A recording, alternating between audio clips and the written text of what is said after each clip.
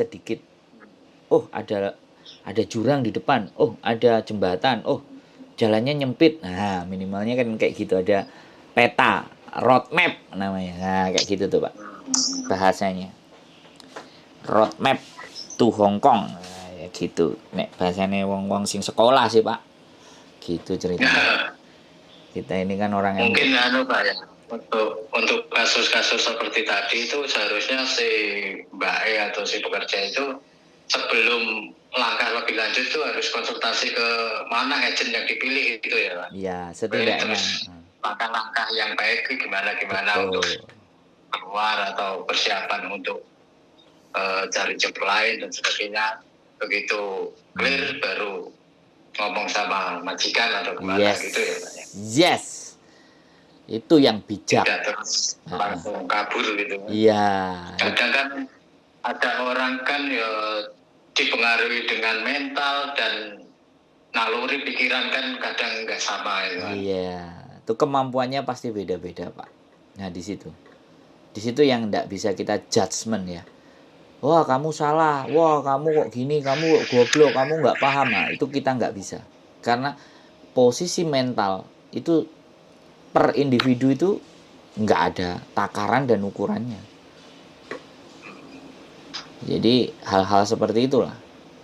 Makanya, oh ya Pak, ngomong-ngomong, Bapak dapat nomor saya dari mana ini? Kalau boleh saya tahu, nanya. Kalau mau menjawab sih. Oh, dari teman-teman dari YouTube. Oh, siap.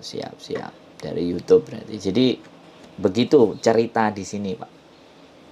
Beberapa cerita yang kira-kira mau ambil cerita apa lagi Bapak, nanya informasi apa lagi, saya akan sampaikan. Berarti selanjutnya untuk ini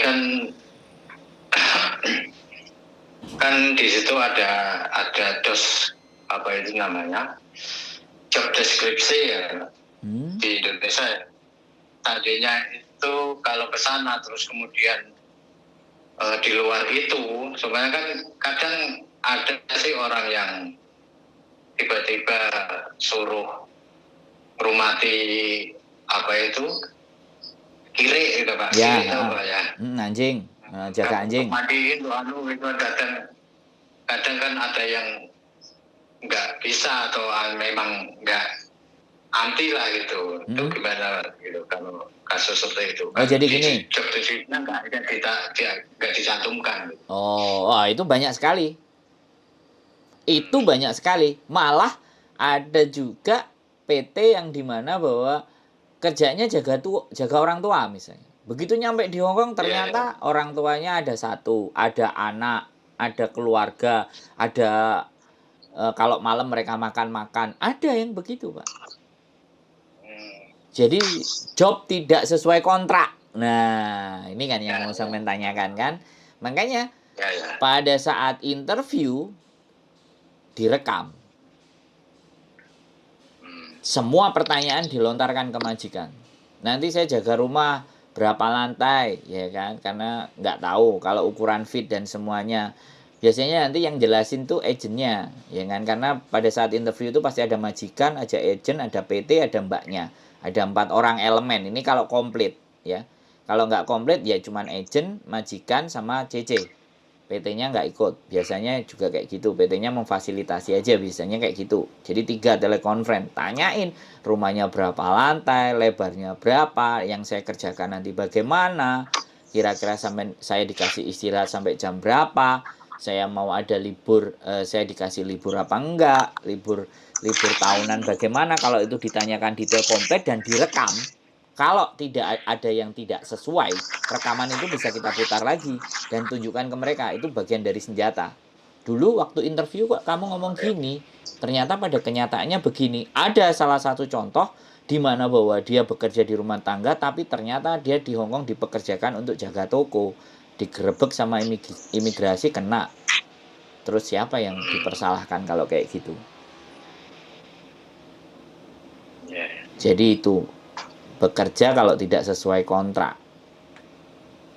Karena ya sekali lagi kita takut, kita cuma pingin bawa uang, pingin cari rezeki, tapi ternyata kita dipermainkan sama majikan, dan itu juga pernah terjadi, dan saya juga pernah menghadapinya, bantuin mereka untuk ngurus-ngurus ABCD E F G H I J. Semua agensi di Indonesia apa itu mempersiapkan itu Pak untuk yang tadi interview direkam itu? Itu sih saya aja sih Pak. Oh, anjuran itu Pak ya? Ya, itu saya aja karena saya nggak punya PT. Saya nggak punya Nggak PT. mekanisme pasti dari PT itu ya Pak ya? Masing-masing. Iya, itu kan karena gini loh Pak. Saya tidak menjadi bagian dari mereka, sehingga kan saya bebas mengkritik. Tapi kan kritikan saya kalau nggak benar juga kan juga harus menghadapi tuntutan dong. Makanya saya meminta untuk siapapun yang ngobrol ke saya jangan sebutkan nama, dan saya juga tidak menyebutkan salah satu nama PT tersebut gitu loh. Tetapi teman-teman bisa mendapatkan pemahaman ketika berbicara dengan saya. Jadi saya orang yang di luar tadi, saya di luar agent dan saya di luar PT. Sehingga saya bisa leluasa dalam membuat konten untuk memberikan pemahaman kepada teman-teman. Itu maksud hati saya sih. Tapi ya ada beberapa pihak atau apapun yang nggak suka atas apa yang saya lakukan, ya itu terserah mereka. Dan ini sosial media saya kan. Saya mau taruh sesuatu itu yang bermanfaat buat mereka, itu pikiran saya kan. Tapi berbuat baik itu kan belum tentu orang menilai hal yang baik Pak. Karena baik itu adalah relatif, nggak semua orang bisa mengakui itu gitu loh. Begitu ceritanya Bapak. Berarti itu kan apa itu anjuran atau kritik untuk tidak hanya satu PT tapi semua secara global kan jadinya begini-begini gitu Pak ya. Mereka yang jauh, mereka yang lebih tahu dan lebih ngerti seharusnya. Kenapa mereka tidak membuat sosial media juga gitu loh. Kenapa mereka juga tidak mengedukasi juga, kan harusnya begitu tuh. Makanya dengan saya berbuat ya kadang kan orientasinya kan itu Pak, cuan kan. Apapun itu kan ada yang PT yang pure hanya orientasinya cuan, ada yang ya semua PT sih cuan pengennya, cuma kan ada yang cuan tapi dengan kebijakan yang apa itu yang sama-sama memberi manfaat gitu kan. Betul, makanya kan sekarang eranya keterbukaan, eranya sosial media, jadi semua bisa kita bahas di media apapun, di media manapun kita bisa membicarakan itu semuanya. Dan saya sekali lagi bukan berdasarkan katanya Pak, saya selalu informasi dari anak-anak yang bersangkutan. Tapi ya jelas tetap ada pro dan kontra, karena bisa jadi anak itu membohongi saya atau tidak menceritakan yang sebenarnya, ada hal yang tertutupi, kan pasti begitu juga. Ya saya tidak menyangkal itu karena hanya satu sisi, tapi saya langsung ke narasumber. Jadi mereka sendiri yang mengalami, mbak-mbaknya sendiri yang mengalaminya atas apa-apa yang terjadi kepada mereka. Nah, informasi, kalau saya nyari konten yang begitu Pak, saya nggak mau berdasarkan katanya atau hanya opini saya. Nah, itu beda. Kalau opini kan beda. Opini itu kan pendapat.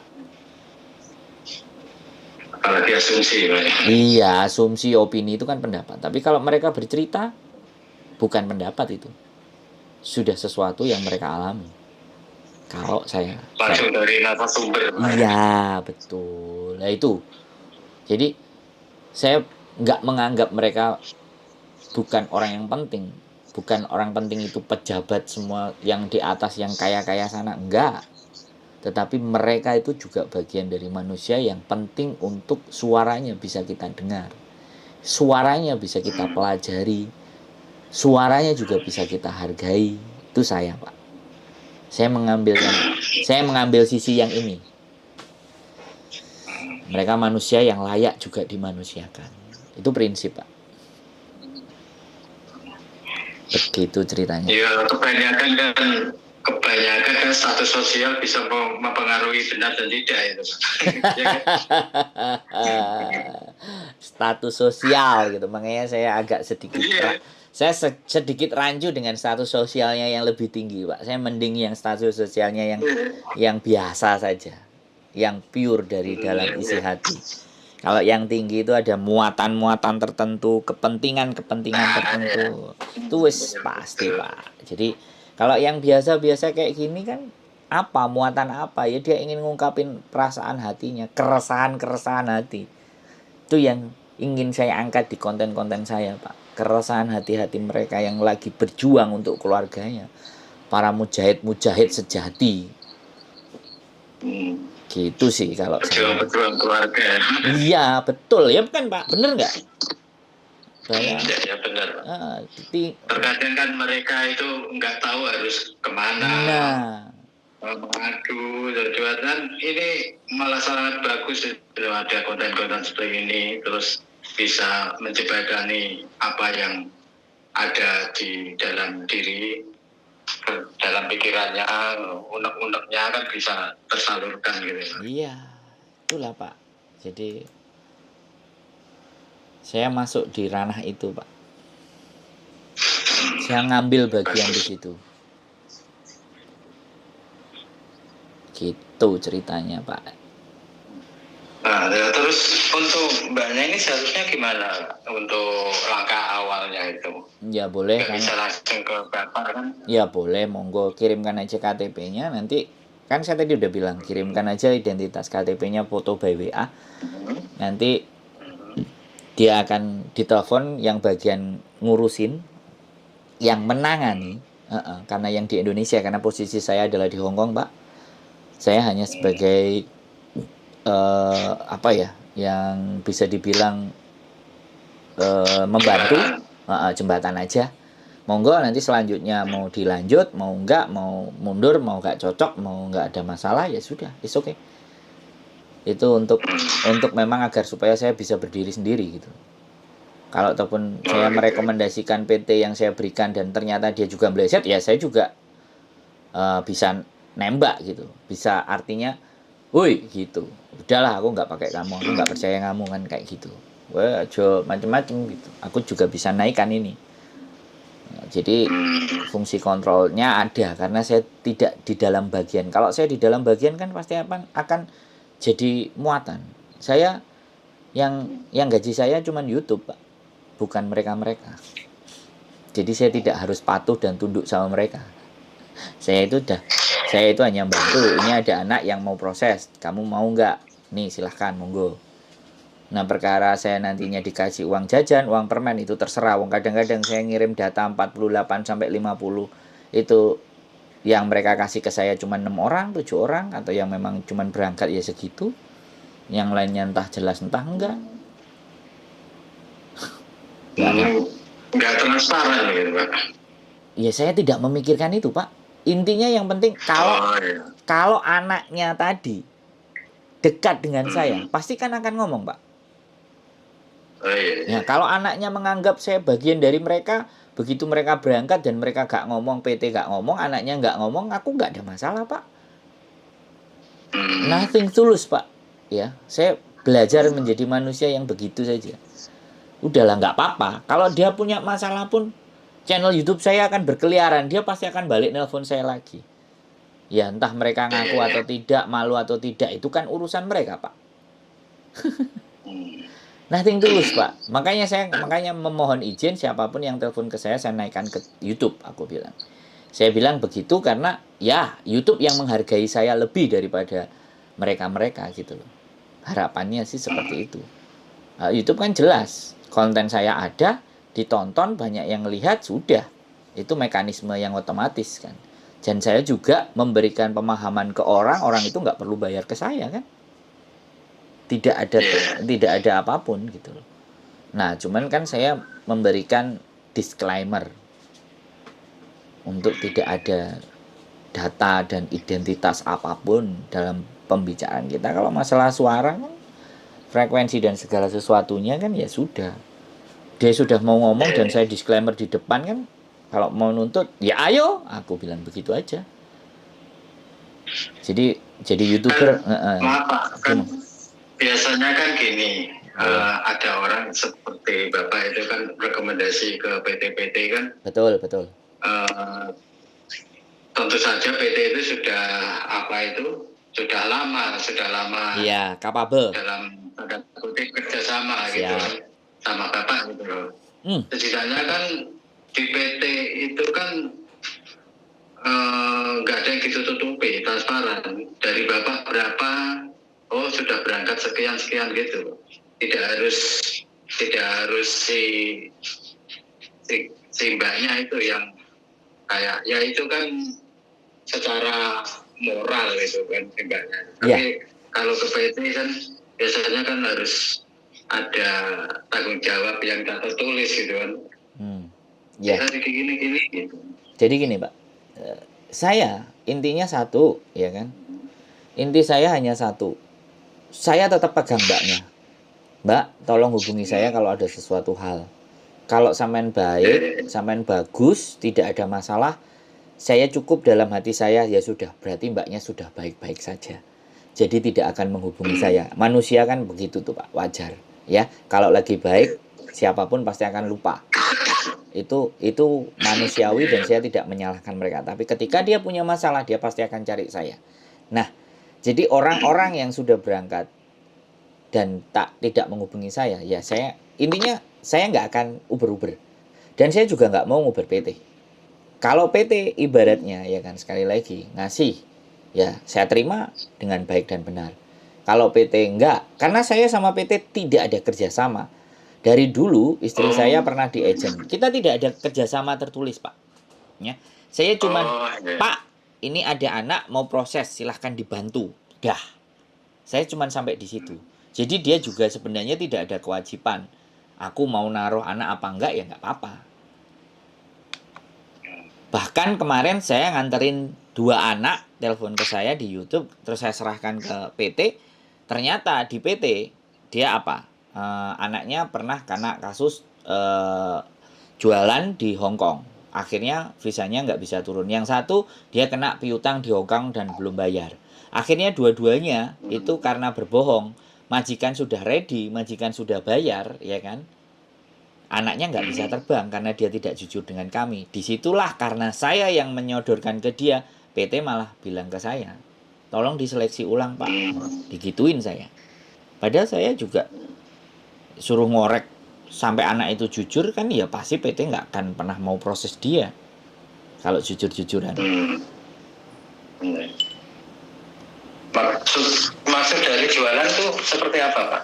Jualan apa itu? Ya dia jualan gamis, ngirim gamis dari Indonesia terus di Hongkong dijualin sama teman-temannya gitu loh. Dan itu ketangkap. Dan itu tidak boleh, dan itu larangan. Tidak boleh. Enggak boleh. Kerjanya dia hanya sesuai dengan yang tertera di visa sebagai PRT, asisten rumah tangga, sudah. Tidak ada pekerjaan yang lain.